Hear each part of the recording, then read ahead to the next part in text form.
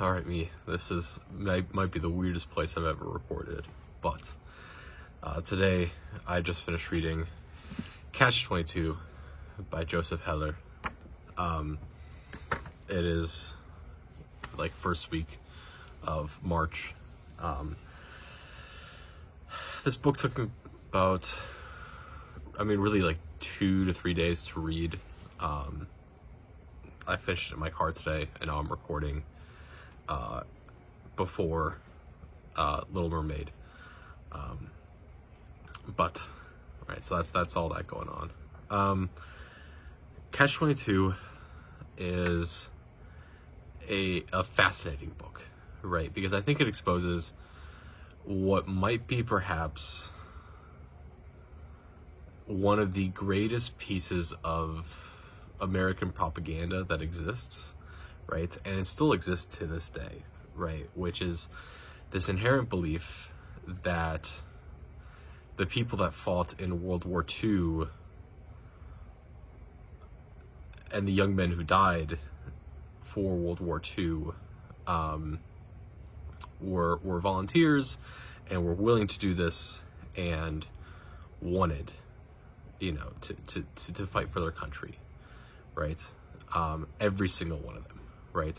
It's a thing that exists in, so much of the media that we consume and we create surrounding World War II, right? Whether it be, movies or video games or anything of the sort, right?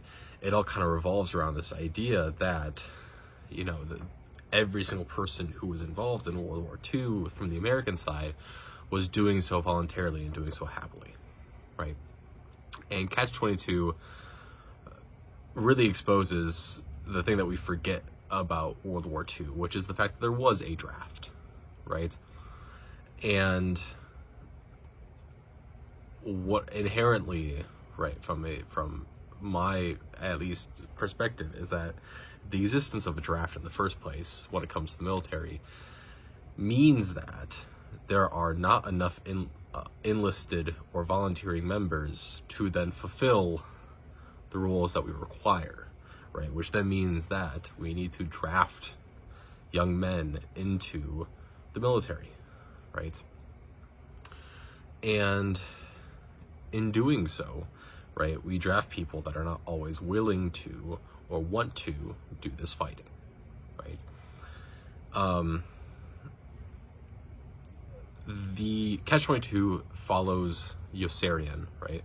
And Yossarian really is what I would consider to be, right, fundamentally like American in so many ways, right? Yossarian is like this prototypical, right? He's someone who's very astute and is very focused on his wanting to survive, right, through his individualistic, right, viewpoint, but also through the fact that, like, he's trying to his best to uphold the memory and the honor of those around him that have suffered because of this war, right?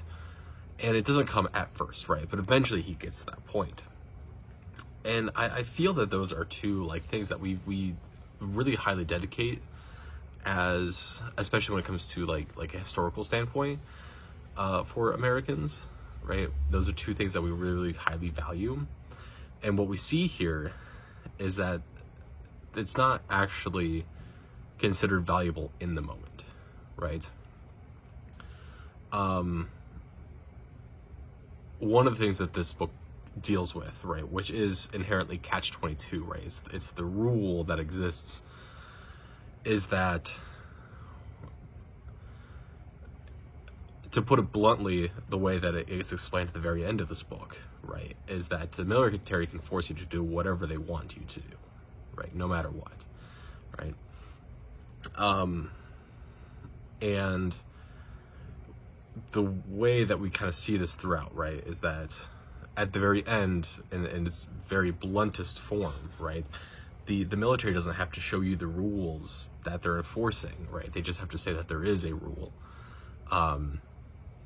which then allows them to do whatever they want to both civilians and to its own enlisted men. The way it's put out in the beginning of the book is this huge contradiction that exists, right, with Yossarian. So Yossarian is dealing with this issue in which he is a bombardier, and his general keeps raising the number of flights that they need to take of combat flights to then get to the point of where he is considered non-combat duty anymore, right? He has fulfilled his service and done what he needs to do, and then he gets to, like, he has served it, and then he gets to go home, right? And so we start off with, it's initially 40, and then it goes to 45, and then to 50, and then 55, and then 60, and then all of a sudden it's up to 80, right? At the very end of the book, it's up all the way up to 80. And what's happening here, right, is that Yossarian keeps getting like 2-3 flights away from hitting this mark, and then they raise it again. And so Yossarian, what he initially tries to do is effectively try to get himself declared insane, right? Because at this point, the only way for him to be ineligible, right, and be done is to either continuously try to hit this mark, which he keeps trying to do, but it never works because he keeps raising it. Get injured, right, and which the multiple times that he gets injured throughout all of this, right, or sick or anything of the sort, right, they get him to health just enough to send him back out to duty, right? There's nothing, he never is able to, like, never sustains anything that where they go, oh, we're going to put you actively out of duty, right? So then the third one is try to get himself declared insane, right? That he's unfit to fly. And the issue that he runs into is that you have to be, it's considered that you have to be crazy or insane to voluntarily go on these flight missions, right? Because they are effectively suicide missions every single time. And so, right, the only way to get yourself, but the only way to get yourself officially declared is to actively declare yourself insane, right? Well, if you declare yourself insane, only a sane person could do that, right? And realize that their actions are insane. So therefore, by trying to declare yourself insane, you've actually just proven that you are sane, and therefore, right, you're fit to fly, right? So it's this issue that he finds himself into, right? It is the fact that no matter what he does, he's always going to be put into service no matter what, right? And right, that's like the entire point of this, right? Is that because of the fact that he is within military service, right, he gets no say, right? Even though he has done way more than what should have been expected of him, right? He is continuously forced to fly and keep putting himself at risk, right? Catch-22 is not a damned if you do, damned if you don't, right? Because that implies, right, damned if you do, damned if you don't, implies that there is some sort of modicum of choice, right? That you have the ability to not do it, right? Catch-22 is they're going to force you no matter what. You have no say in this, right? It's like in you know, like video game wise, of where they say that you have a choice in dialogue options, but then they both force you into the same exact thing, right? It doesn't matter which one you choose, right? They're gonna put you into the same situation no matter what. Right, and so that's what Yossarian finds himself in. The book itself is structured in a way that is designed to make you a little bit confused, right? Because we have this constant switching of timelines, right? There's not a lot of consistency as to where we are in the timeline. We have a general idea that we are constantly moving forward, but we have a lot of things that happened in the past to then make sense of what's happening now, right? It's also set up in which our narrator is like third person omniscient, but also we're constantly following different people, right? I mean, there's 42 chapters of the book. Each chapter is, except for like 3 or 4, are titled of characters, and then that character is followed throughout most of the chapter, but not all of it, right? And so really you're trying to keep track of at least 40 different characters and all their relationships to each other. And it's difficult in that sense, right? So, right, I think the inherent point that this book is trying to do isn't so hard to see, right? The whole plot of Catch-22, of that ruling. But in order to keep track of everything that's happening, I think it takes a little bit more of an advanced sit down and reread, right?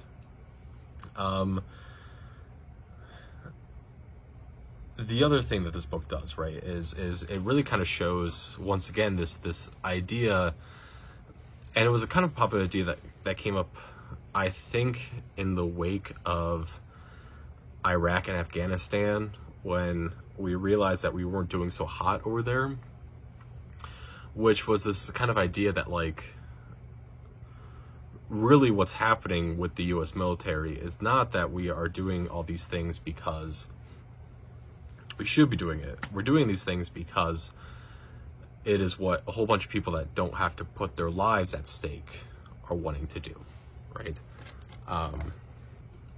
And so what we see is we start having all these things where we're following generals and corporals that are higher up, right? And they're doing things from an administrative standpoint.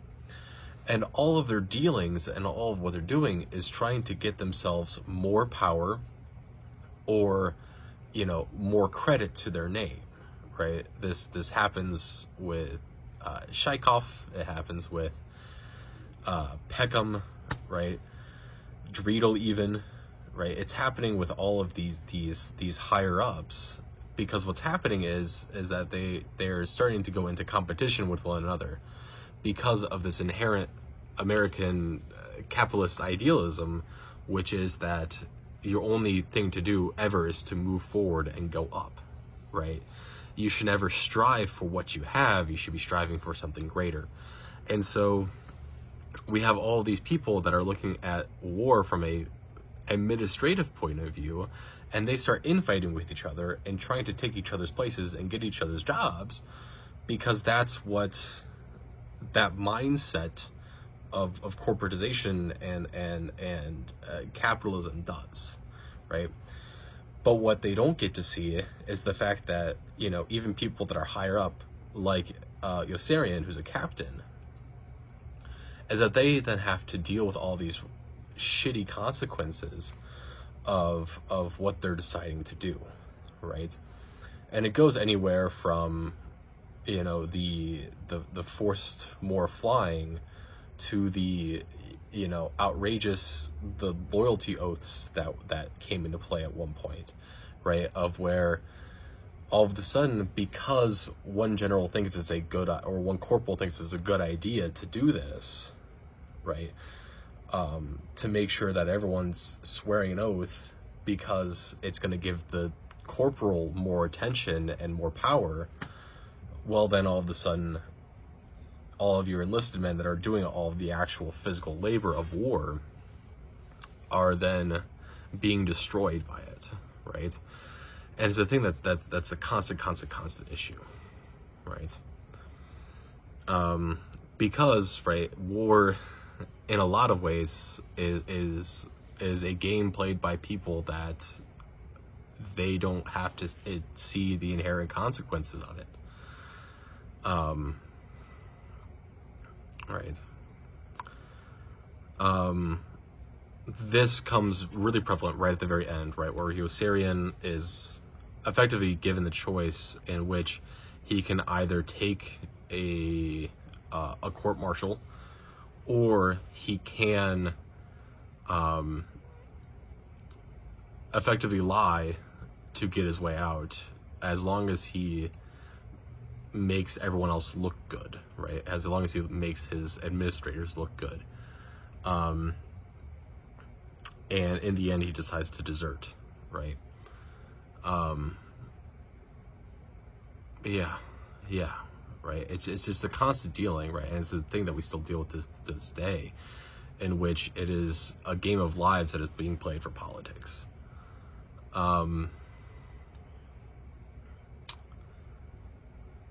Let's see, what else to talk about with the book. One of the things that I think is important to note, right, is this goes along with the whole American propaganda issue, right, is that the war is won on the backs of people like Yossarian, right? People that were inherently exploited and destroyed because of the things that they had to do and the things that they had to witness, right? And the issues of loss and grief that they're dealing with constantly, right? There's this thing that goes on throughout the entire thing, in which Yossarian has a dead man in his tent with him, because what happened was this boy, because I think he's 17, right? I think he's like one of the people that enlisted early or lied about his age, and that kid gets sent out to base camp and is immediately put onto a flight crew, right, without ever being to check into the administrative building, right? He puts his stuff there, and that's it. And then immediately on his first flight gets shot down.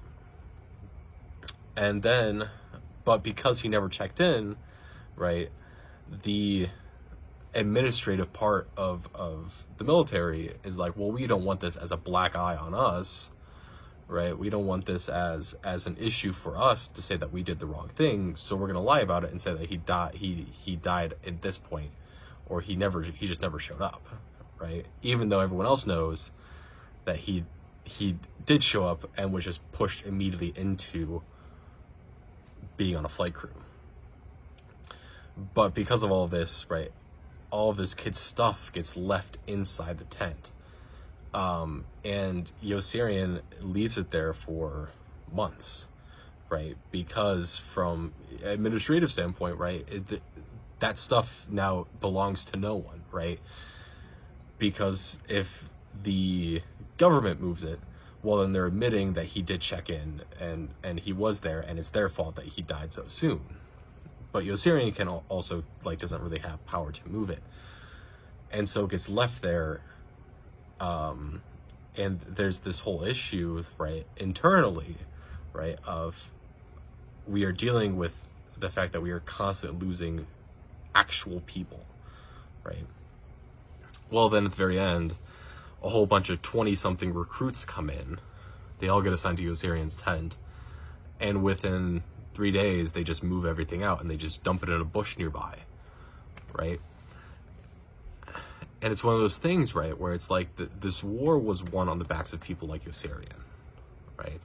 People who suffered and were miserable and did way more than they had to. But the people that we get to celebrate and we get to hear the stories of are very often not Yossarian, right?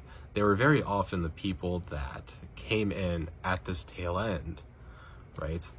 And that's not to discredit, right, the stories that we do hear, right, and that we did get to know about World War II, right? That's not to discredit those stories, right? But it's to show that, like, hey, you know, when we think about and when we put all this propaganda out about how great and how wonderful this was, we're often missing the people like Yossarian, right, who gave up everything, right? This book was also written in the early 60s, right? I should say published in the early 60s.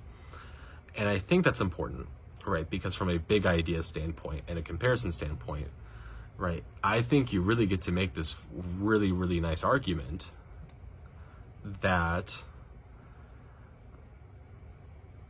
right, the American military is the thing that and runs on the same principles that inherently America was trying to stop for the 50s, 60s, and 70s and 80s, right? Which is communism, right? And that's not a very popular opinion, I'm willing to admit, right? But inherently, right, the American military is based on all these concepts that we associate with the negativity of communism, right, and Marxism, in which you have a constant equal doling out of resources, right? No, there's not designed to be any sort of favoritism whatsoever. You are forced to give up any sort of individuality that exists within you, and you're constantly being told that you have to do what you are told to do because you're constantly under the threat of demerits and being court-martialed for disagreeing and disobeying those orders, right?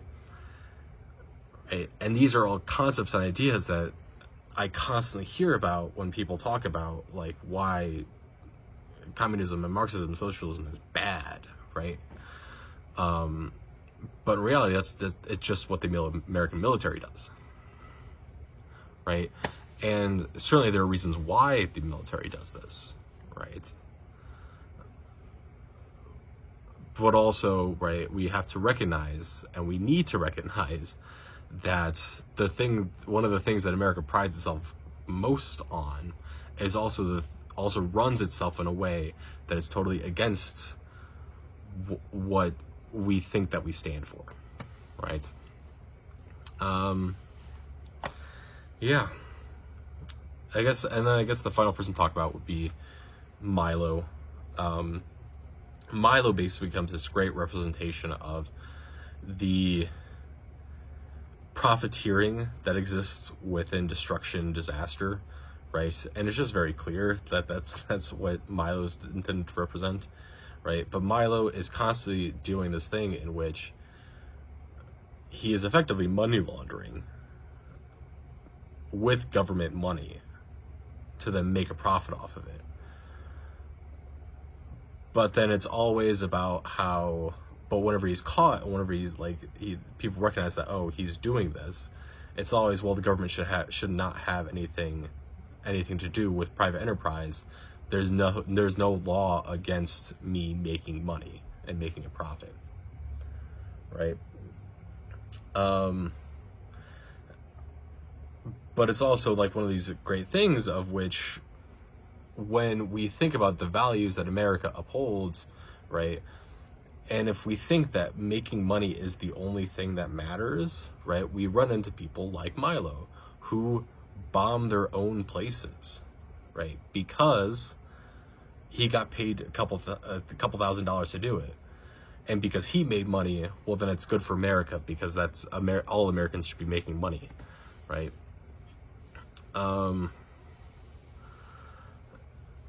You know, and it's you know, one of those issues of where like just the existence of private corporations that then profit off of disaster and off of war, right? Whether that be wars in general or just like or natural disasters or anything of that sort, right? Private companies that make profit off of that then become mega corporations very easily. Why? Well, because now that you've already made some money, you then get to buy into a destroyed landscape, right? And because now you've bought into the destroyed landscape and you perceivably, because you were able to do that, have money elsewhere, right? Well, then you get to be the only foothold in this community that is now trying to have to rebuild, right? And that's, you know, how you profit off of horrendous things, right? So yeah. Catch-22 is a fantastic book. It's funny in all the terrible ways, right? It's a funny book in the sense that like all you can do is sit there and laugh at the insanity and the ridiculousness of it, but also the reality of it, right? I loved reading it. It was a really nice read. And I think that's it for Catch 22.